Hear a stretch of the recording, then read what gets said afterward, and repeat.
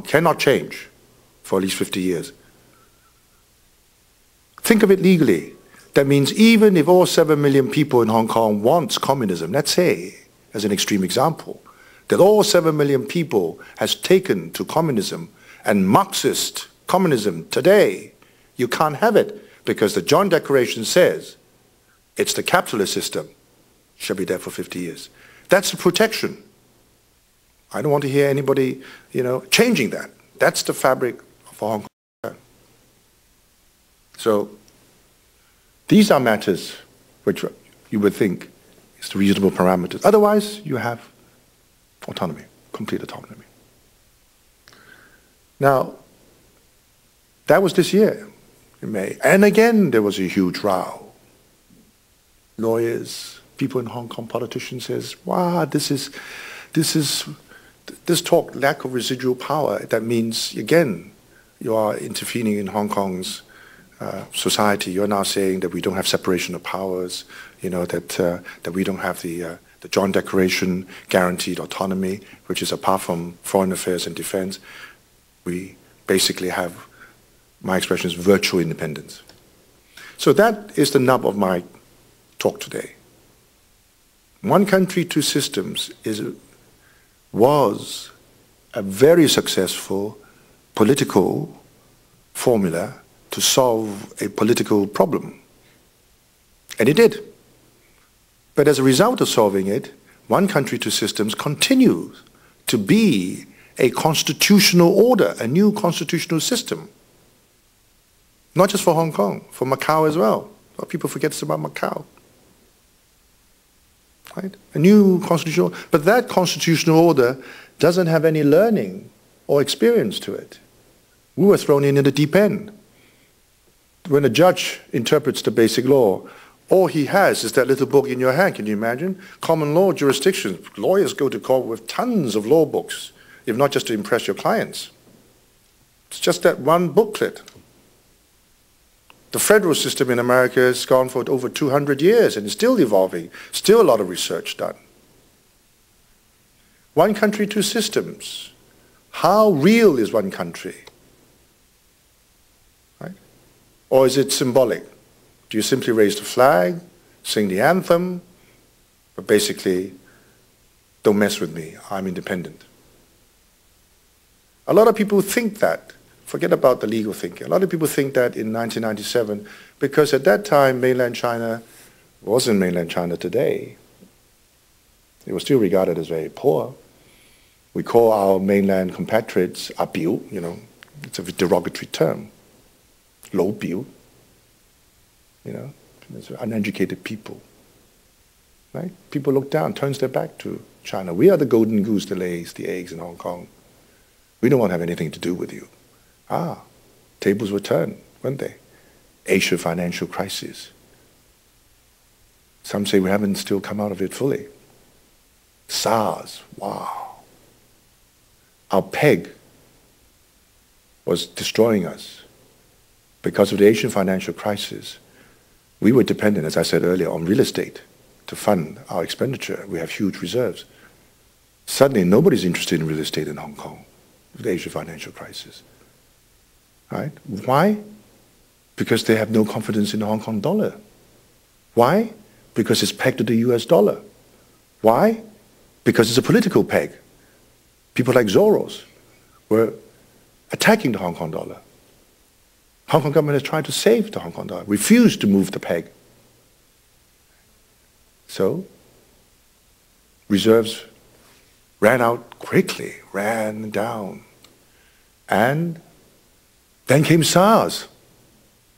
It was really like the beginning days of the bubonic plague. Every day figures, how many dead? People ran around, with masks. Don't touch elevator buttons, right? Panic. We were on the verge of bankruptcy. The Hong Kong government had to go to the central government. Help. How? Literally, send your money down by sending the people down. Allow mainland people to come to Hong Kong to visit. They can spend the renminbi here. It's called Freedom Walk, 自由行. then bring their renminbi down. That took place. A lot of money came down. And now a lot of money going to Macau. But that didn't solve the problem.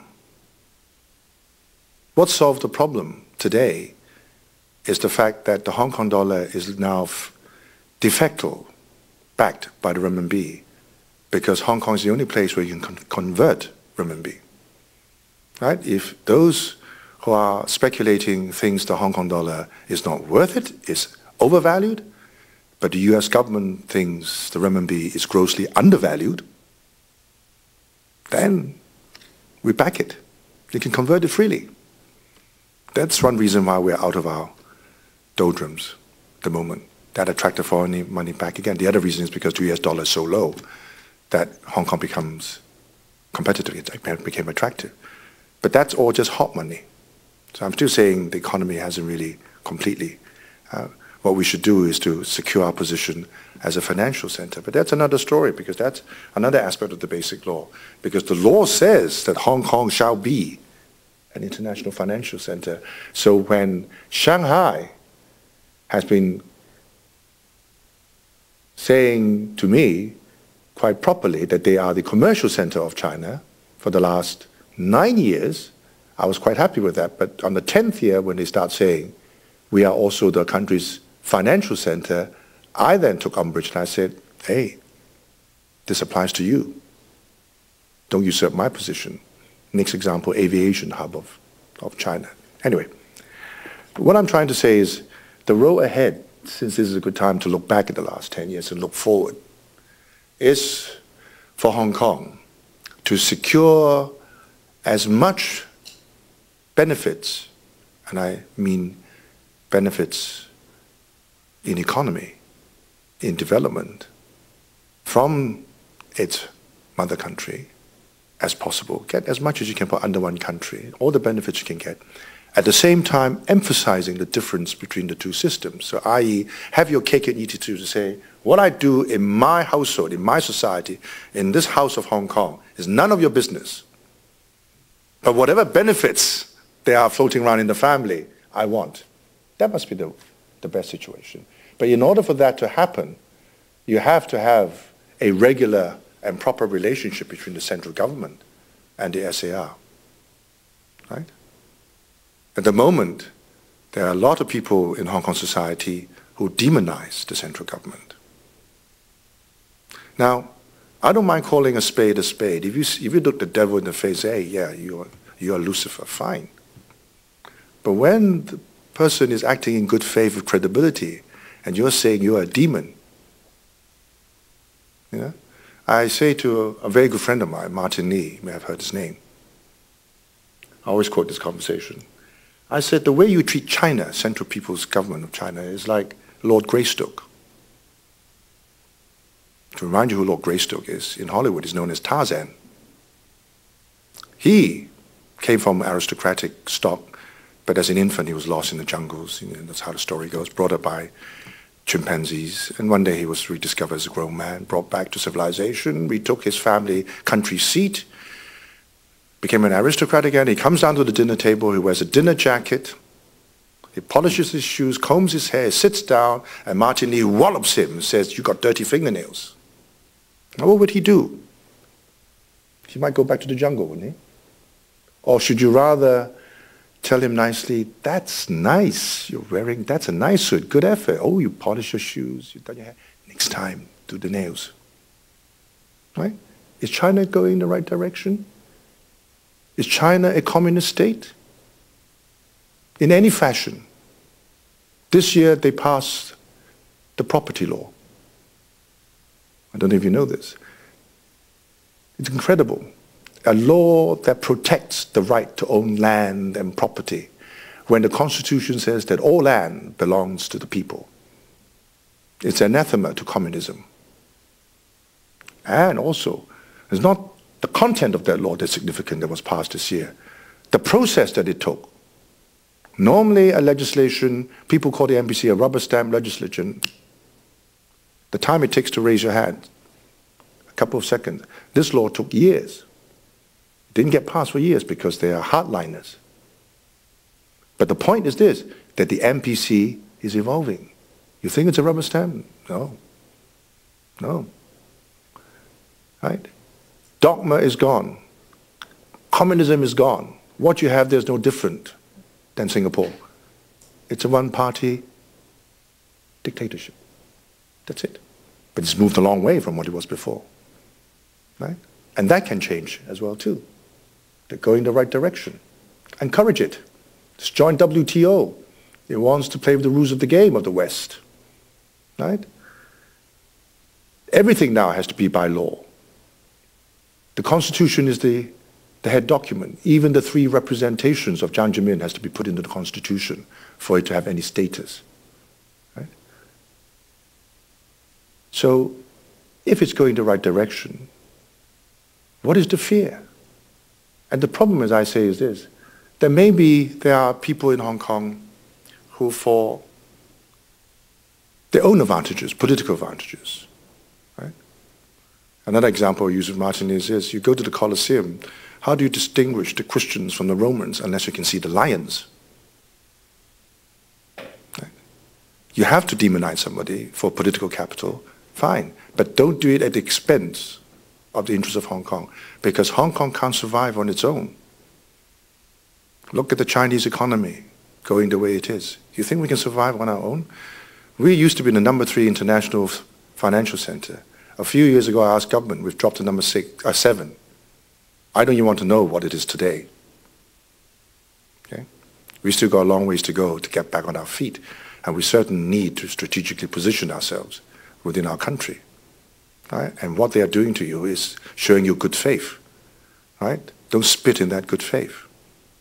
So I hope that this hasn't been too boring a talk. Huh? And maybe looking at the time, maybe I'm right on time, Greg. That maybe if you like, I'll answer a few questions if you have questions about this. But I thank you all for coming here to listen to this. Then I ask you, could you interpret any of the law in Hong Kong then? I don't think you can interpret laws in this document, which it hasn't delegated, and that means matters beyond Hong Kong's autonomy, defense, foreign affairs, and matters that falls within the relationship between the central government and Hong Kong. It certainly has the right to interpret the law as to who of its people can come to Hong Kong, number 1. Number 2, you haven't listened to me. This is a national law.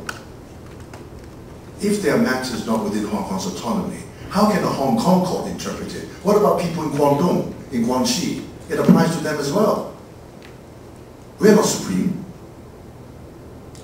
As I keep saying, I don't mind people having a different attitude in terms of whether you're left, right, center, that's fine. But understand what you're saying, understand the issues first. Speak to Martin Lee as a lawyer, right? Ask him what I've said about matters beyond within your autonomy. Right? They're not saying that nobody, even in the so-called opposition camp to the Hong Kong government, is saying that only the courts of Hong Kong can interpret this law. No. They're saying that the MPC can interpret this law and should, but that the Hong Kong government should not set it up for interpretation, because there's no mechanism provided by the Hong Kong government. That's the technical argument, not what you're saying. Okay.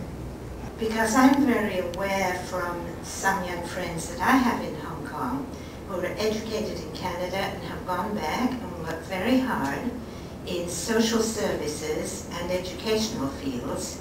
I don't know what the proportional difference is between mothers who are fairly wealthy, but I am aware that there are a heck of a lot of poor single mothers that Hong Kong is putting a lot of effort into providing education and providing social services for these mothers who don't have the same kinds of social ideas because of their background from mothers in Hong Kong. Now, what I was wondering, quite apart from what the law says, that there are now mothers like this, and no doubt other people, coming into Hong Kong you're 10 years along, but quite apart from what the law says, what about what people marching on 2 feet or coming on boats will say?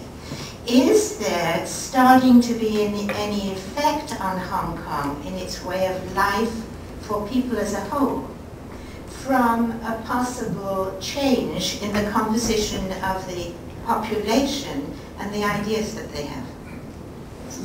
I'm someone who lives and observes Hong Kong society, maybe I'll give you my perspective. I think that very much like Toronto, in the last 10 years, have received a large influx of mainland people coming to live in Hong Kong. A surprising amount in Hong Kong now, because there is a quota every day that the Hong Kong government, the central government agrees on that allows coming with the figures every day that comes in. Right? And there are, of course, one-way entries. One way I don't have to go back. I can tell you they are contributing a lot. Why? Because they are not, I keep telling you, China today is not like 10 years ago, let alone 20 years ago. Right? And the hinterland of Hong Kong, where most people come from, it's not very backward, because Guangdong is quite a rich province. Right? And within 20 nautical miles, for example, you have 5 international airports. You've got Zhuhai, Shenzhen, Macau, Canton, Hong Kong, just to give you an idea as to how affluent this area really is. So there are people who are coming in, but these people who are coming in are not economically or culturally so different from us anymore. I mean, now, renminbi is higher than the Hong Kong dollar. If I go to the mainland and I say, do you take Hong Kong dollars? You know this? Oh yeah. Now, sorry, that's your renminbi. Right? So what I'm saying is that basically your question is like the question is, well, what happens after 50 years? But Dan Xiaoping said we may change for 50 years. I think you have the wisdom to see that in less than 50 years, the progression of Chinese society compared to Hong Kong society, there's not much difference there. If there's any difference, it might be a difference in favor of that particularly huge market. Right? What you have is a lot of people in the management classes, right? Friends of mine who manage hotels, they're all going up, they're all going up, Shanghai, Beijing. Right? And look at it, because it benefits also from international exposure. Beijing's having the Olympics next year. Shanghai is having World Expo in 2010. We sit in Hong Kong and still squabble, and we're completely missing out. All we get is one event out of the Olympics, and it's a question. Not a very popular event, really. Hi, Mr. Wu. I'm away from Hong Kong for quite a long time, so I just want you to help me to understand Article 5. Capitalist system. Yeah, the social system and and the previous capitalist system and way of life shall remain unchanged for 50 years. I'm not arguing with the legality. I'm just thinking of in terms of development as a human being, as a system. If there's no change, unchanged, shall remain unchanged for 50 years, that means we'll become, the system, capitalist system will become stagnant, and our way of life also will become stagnant. So I'm asking you to help me to understand the spirit of this article. I think what it means by practice in the Hong Kong SAR, that's the first important point. So don't ever imagine the mainland system, I don't care what it is, because they still call it socialism. Don't come into Hong Kong. So what stays in Hong Kong? The 1984 picture. It's a capitalist system, let me finish, the capitalist system previous. Why? Because if you just say any capitalist system, they might say, I'm giving you a different, it's version B of a capitalist system. Let's not have any arguments. It's that previous capitalist system, the 1984 picture. That's the one I want, says Britain. Okay? So the idea is not really that society should be stagnant. The idea is to differentiate between different possible types of capitalism, which sometimes may not be capitalism, but could be called social democracies, a sort of social welfare system, which has never really taken root in Hong Kong, because the whole idea is that it's to be low tax, free port. Laissez-faire. country. Okay. So, and another question is about Article 23. As you mentioned, that one nation only has one security legislation. Okay. And why then you have to enact Article 23 to enact laws on its own to prohibit any so you can just use the National Security Act to, if anything happens in Hong Kong, you can just use that national law. Okay, depends on what you mean by which national law. First, everybody accepts you need to have national security legislation. Did we have them before the handover? That's the first question. Do we have it in China? Did we have, don't forget about China, in Hong Kong. Did we have it in Hong Kong? But Hong Kong is part of China as no, before the handover, before 1997, when we were a British colony, when we had a British governor. Let's give you a date, 1961. Did we have national security legislation in Hong Kong in 1961? Forget about Deng Xiaoping, forget about what we're talking today. I don't know, that's why I asked you. Because of course we did. We were part of England, Great Britain, and the British national security legislation extended to us, right? And British national security legislation, some of it is very, should we say, unique, like offences to the Queen's person, for example. Right? It's very monarch-orientated, and they have very strong emergency powers. Look at Northern Ireland. They can detain without trial, they can suspend it on in a state of emergency. So sorry, let me finish. All those went when the letters pattern finished in 1997, because the Queen, in the form of the governor, physically sailed out of Hong Kong. And the only thing we didn't ask him to do is to switch off the lights. He sailed out of Hong Kong. So there's a vacuum. There is no national security legislation. Right? The English one is gone. What's in its place? China's national security. But people don't want that. Do you want counter-revolutionary offences in Hong Kong? They don't. They also don't want what Mrs. Lau proposed, the Article 23 too. So why cause all this, disturbance and just let it die and let the national law supersede rule? Well, I think the short answer is, if you're happy, but I'm not. I don't want a national. I don't want counter-revolutionary offences or laws of subversion. I don't think we are at issue. I don't think I understand you or you understand me. But we'll try again next time. Because I have a plane to catch. Okay. Okay? Thanks very much anyway. Some people interpret the basic law wrongly. So does that mean that basic law education in Hong Kong schools is not effective, or are there any other reasons? No, I don't think that Hong Kong people understand the basic law properly. And I don't blame them, because it's very complicated. Any legal document is complicated, right? And that is why the central government last year has strengthened the Basic Law Committee. The NPC, the National People's Congress, has a Basic Law Committee as part of its standing committee that deals with the basic law issues from Hong Kong and Macau. Okay? And that body is now strengthened into a full research and functioning body, because they realize that, as I said before, not much jurisprudential thought had gone into one country, two systems, and what the basic laws and basic policies mean and what are the parameters. And that's why they have that committee, and that's why we have our committee in Hong Kong, which I'm a member of, which is why I'm standing here.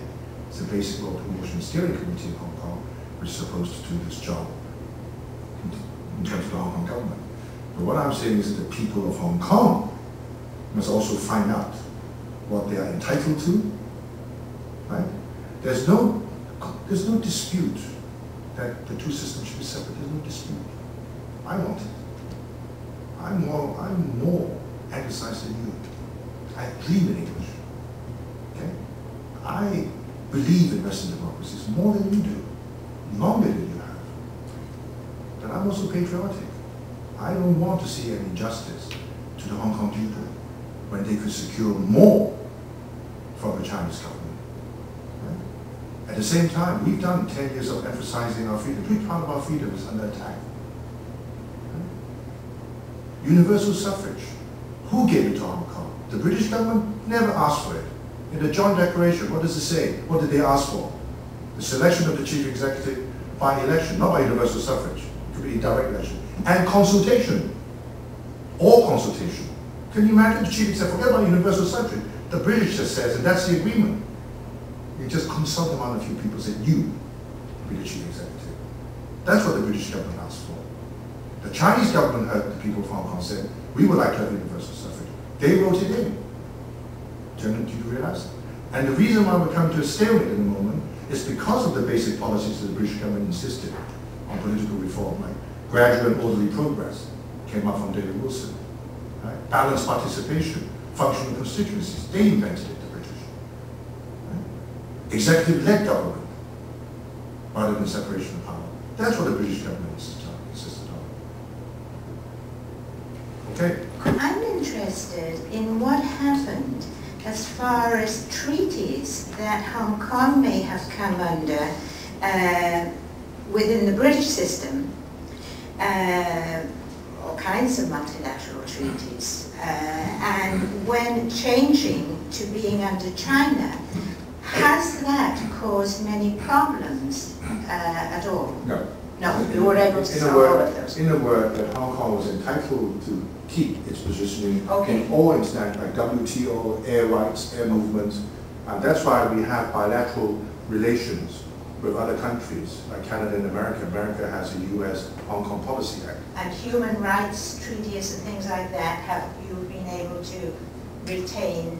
That was started by the British participation? government already. Yeah. Thank you. That capitalistic system and lifestyle in Hong Kong will maintain 50 years. I was just wondering why is it 50 years? Was it made up like arbitrarily, or was it made up for some kind of special program? That's a very good question, because it's wise to lease for Hong Kong 99 years. One out of 100. Right? If you see Madame Butterfly, the marriage contract was 99 years. Isn't that strange?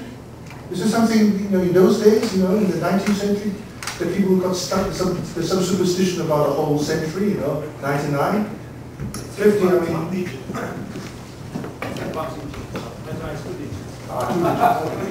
Okay.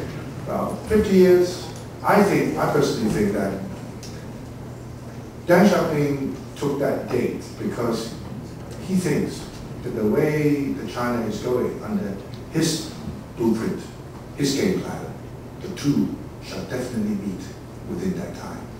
That's his dream. But I think we're even doing faster than him. Okay?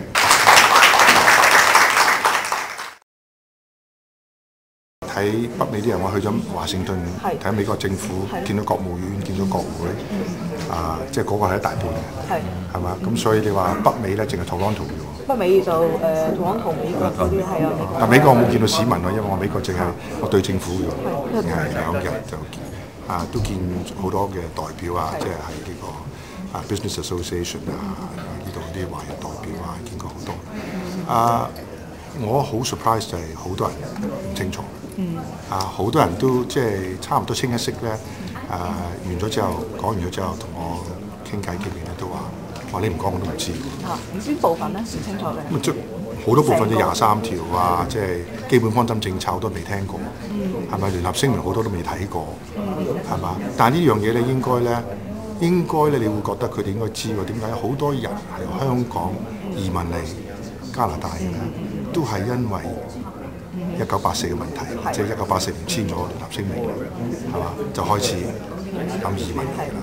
咁你應該記得你點解移民，就係因為聯合聲明，中意聯合聲明。中意聯合聲明點解令到你移民？因為你有自己有疑問啊，有疑問究竟一國兩制得唔得嘅？係嘛？究竟中央政府係咪真係有承諾嘅？係嘛？咁如果今日10年後，你睇下，咁究竟佢哋係咪有承諾咧？咁我覺得都好似好有大量嘅人都回流咗啦，係嘛？即係個數目都幾大㗎啦，係嘛？咁所以我覺得咧，即係我諗即係人嘅心理咧，就永遠都係咧係法律嘅保障咧，係到係一個切身問題咧，佢會唔記得嘅，係嘛？即係好多人會睇憲法，講咩嚇。即係美國係比較一個憲法個 awareness 好高嘅國家嚟嘅，但係歐洲好多國家好多人即係嗰啲社會咧對個憲法入邊咧唔係好清楚嘅。咁我覺得呢個職責咧雖然係政府需要政府去推動嘅，所以咧香港政府特區政府咧即係會有呢個推廣委員會啦，就想有啲都需要嗰個資源同時間咧去加強呢方面嘅。我諗吳邦國都唔會話即係香港人對一國兩制嘅認識咧係需要加強嘅，係嘛？但係問題唔係淨係香港人，即係香港嘅好多機關入邊，即係吳邦國舊年話咧，佢話香港嘅司法同立法機構咧，尤其是對一國兩制好似認識得唔夠。咁因為呢啲係有喺呢啲機構入邊嘅香港人，佢有責任係明白基本法係點樣嘅，嗰個空間係應該點樣嘅。咁樣嗰陣時咧，令到政府施政咧係比較咧可以有效、有建設性，咁同埋咧可以即係和諧。